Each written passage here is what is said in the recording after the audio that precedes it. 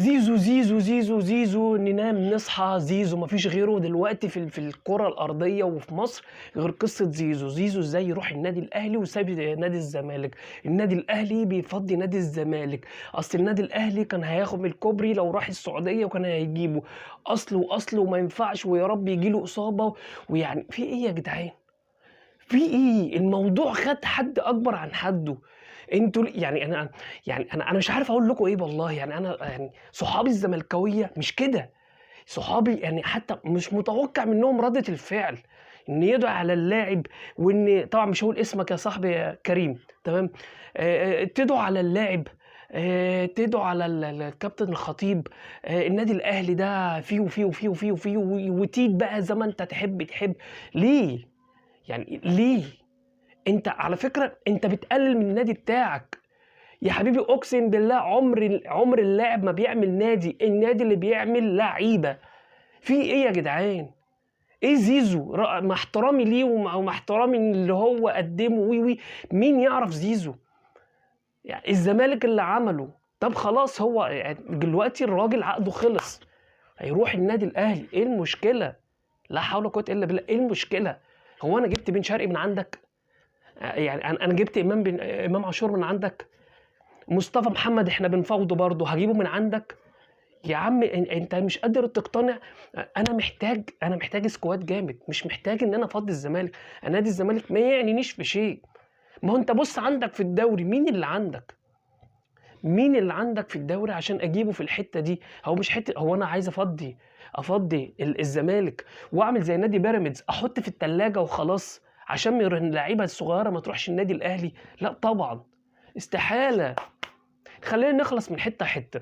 انت عندك دلوقتي يعني تعالى كده، انت بتتكلم زيزو ازاي يمشي بنادي الزمالك، وان زيزو وين. هو برشلونه لما ميسي مشي منها، برشلونه مات. ميسي، مع احترامي بقى لكل اللعيبه اللي في الكوكب دي كلها، ميسي كريستيانو لما مشي من ريال مدريد، ريال مدريد ايه جالها تشلل مثلا، جالها شلل، ايه ما بقتش حد عارف يلعب، ما بقاش حد مال الحته دي. وقعدوا شويه عبال ما جابوا لعيبه وطلعوا تاني فينيسيوس وي، ودلوقتي جابوا مبابي والكلام ده. برشلونه دلوقتي ايه يا عم؟ برشلونه قعدت كام سنه واقعه عشان كان معتمد على لاعب واحد. دلوقتي ليفاندوفسكي، لامين يامال اللي لاعب عنده 17 سنة، اللي هو يعتبر لاعب يعني قد شاب عندنا في ثالثه ثانوي. وانت عارفين طبعا التفكير عندنا، خلينا في موضوعنا. 17 سنة من لامين يامال، لاعب محدش يعرفه ولا يسمع عنه، العالم كله بقى بيتكلم عنه وقال لك ده هيعدي ميسي في لعبه وفي دنيته وفكره والارته وكل حاجه. والواد فعلا موهبه. انا عن نفسي بشجع ريال مدريد وبحب ريال مدريد. انا بحب اتفرج على الولد جميل جدا وممتع برضه. عشان ما نطولش، بقى في لامين يامال، برشلونه بقت مرعبه. قعدت كام سنه وقامت تاني على رجلها واكتشفت وجابت ناس وموهبه والكلام ده، وعندهم الناس اللي بتشوفوا القصه دي. ريال مدريد نفس الكلام.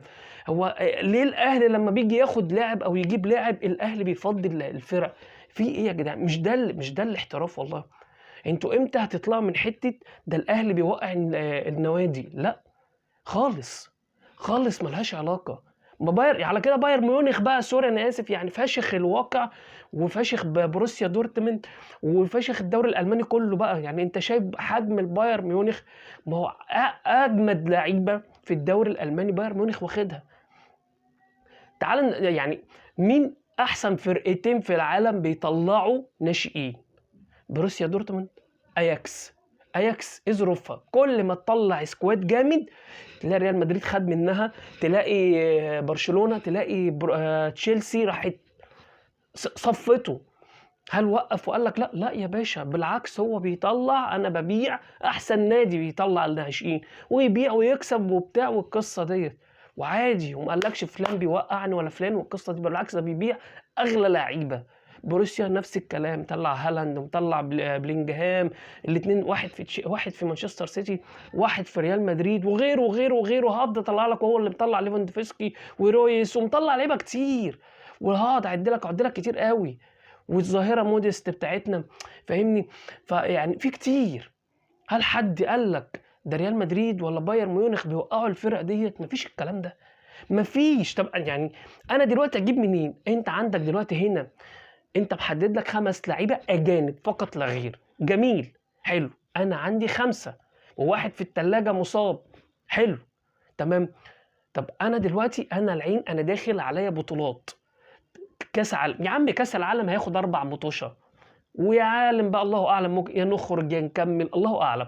داخل كاس عالم، افريقيا، دوري وكاس ومش عارف وايه وايه وايه، وغير مصر بتاخد اللعيبه والقصه دي، وغير الاصابات والقصه دي. طيب انا عندي الحاجات دي كلها، ما بدل ما انا عمال اجيب لعيبه طفش. انتوا عندكم عين بتشوف، يعني بتشوف وبتجيب لعيبه كويسه، جميل، وطلعتوا لعيبه كويسه، تمام. بس اللعيبه دي بيجي لها عروض وانتوا مش عايزينها تمشي. طيب فلوس هما بياخدوش. اما هو انا بدل ما انا عمال ادور على بره ومش لاقي حد، زي ما جايب مثلا واحد يحيى عطا الله ومش لاقي حد بديل لعلي معلول، وحطه كده اكنه يعني خانه كده، سد خانه لحد ما نشوف هنعمل ايه في باك الشمال. ما انا في ناس اهي موجوده قدامي وعارف لعبها، وعارفه يعني ايه النادي الاهلي، عارفه يعني ايه هتيجي ندي للنادي الاهلي، وعارف يعني ايه الحجم الضغوطات اللي هيبقى فيه مع الفلوس اللي انا هدفعها للنادي وهدفع للعيب للاعب اجنبي. طب ما انا قدامي اهو لاعب فري وعايز يمشي، ومش هل انا اللي دخلت غويته؟ لا، هو كده كده هيمشي. لا حول ولا قوه. ما هو انا لو انا ما جبتوش وانا اصلا محتاجه، ما هيروح بيراميدز. ما انت مش شايف ان الدوري كله بقى شركات وكله مليان فلوس؟ ما توحد الله كده يا عم وتفكر. انت بقى معكش فلوس، دي مشكلتك انت. مين اللي ما انت قبل ما تحاسبني وتقول اداره الكابتن محمود الخطيب بتفدي الزمالك وكانت بتفضي الزمالك الاسماعيلي زمان في التسعينات وي وي وي. طب ما تدور يا صاحبي على المشاكل اللي عندك جوه النادي بتاعك، وبعد كده تعالى حاسبني وتعالى اتكلمني. قبل ما تبص على عيوب غيرك، بص على عيوبك انت. ايه اللي وصلك للي انت فيه ده؟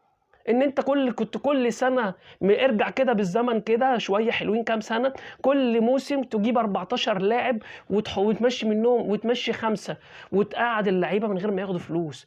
تجيب 14 لاعب كل موسم وتقعد اللعيبه من غير فلوس. مع احترامي ليك، مع احترامي ليك، يعني اللي ماشي فرجاني ساسي، اشرف بن شرقي، مصطفى محمد، طارق حامد، وغيره وغيره وغيره وغيره، اللي ماشي الناس دي كلها. ومع احترامي ليك، الناس دي كلها كانت موجوده والاهلي خد القضيه. ممكن برضه مش هنخرج، يعني ادي السكواد اللي انت بتقول للزمالك ان احنا بنفضيه، تمام، والاهلي خد بطوله القرن. ما علينا. ايه اللي فضى الناس دي؟ ايه اللي مشى الناس دي؟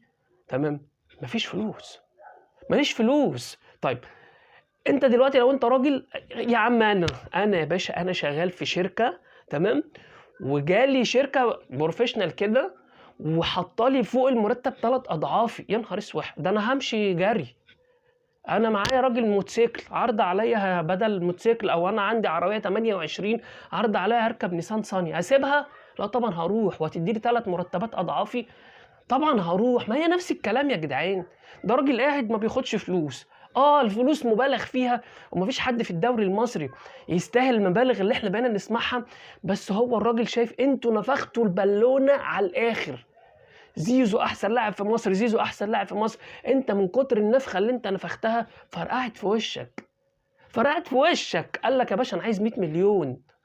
طب انت هتجيب منين؟ ما انت لا ولا حول ولا قوه. كلنا عارفين مفيش فلوس في نادي الزمالك. هيجيب منين؟ خلاص يبقى هيروح بره السعوديه. ما رضيتش تمشيه على اساس ان هو ايه، ما يجيش بقى كوبري مستورد واحنا ناخده وبتاع والكلام دوت، مع انه كان هيطلع برقم. طيب انا دلوقتي انا ماخدوش ليه؟ ما هو الراجل كده كده ماشي هيمشي، ما انت ما بتديلوش فلوس. كمثال اي لاعب في نادي الزمالك، اللعيبه التقيله اللي شايله الفرقه، ما فيش فلوس. ما انا هقعد ليه؟ هو اللاعب دوت بيفكر. ما تبصش بقى لحياتك البائسه، تمام، فوقك من حياتنا احنا ايه اللي احنا بنتكلم فيها، المرتبات ما علينا. انت دلوقتي ده بيبص انا عندي هنا قاعد في شقه مثلا على الكورنيش، ولا قاعد مش عارف مين، ده عايز يروح يقعد في فيلا في مدينتي، عايز يجيب فيلا في الساحل، عايز يغير العربيه، بدل ما هو راكب مرسيدس يركب بي ام، ولا يركب رانج روفر، ولا يركب مش عارف ايه. ما هي طموحات يا صاحبي. ما هو لو عملش كده، لان اصلا عمر اللاعب قصير في الملاعب، ممكن اصابه تدشمله. لما عملش كده وامن مستقبله، خلاص خلصت. ما هو بيبصوا لبعض، اللعيبه كلها بتبص لبعض وبتبص لبره، ده بياخد كام وده بياخد كام، تمام.